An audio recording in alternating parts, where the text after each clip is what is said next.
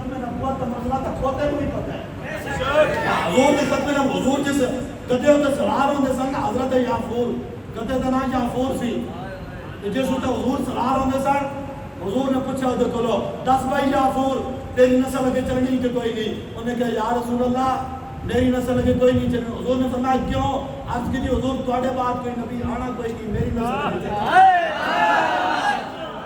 چار ٹنگا لے کدے نو پتہ ہے حضور آخری نبی ہے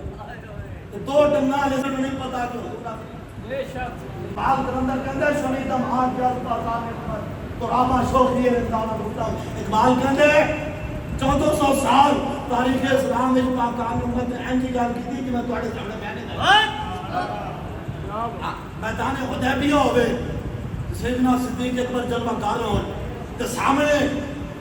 عروہ بن مسعود بیٹھا ہوئے کافروں کی طرف منانڈا بن کے آئے کہ حضور کے سامنے کہہ دے یا رسول اللہ ہے کہ مختلف قبیلہ نسلوں کے لوگ ہیں انہوں نے اعتبار کر کے ساڑھے نال کسی چک لڑی نا یہ تو انہوں چھوڑ کے ناس جان گے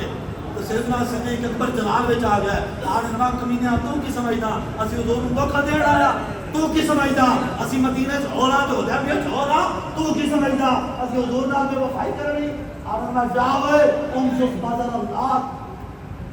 وہ تو ترجمہ مسیح کرتے ہیں میں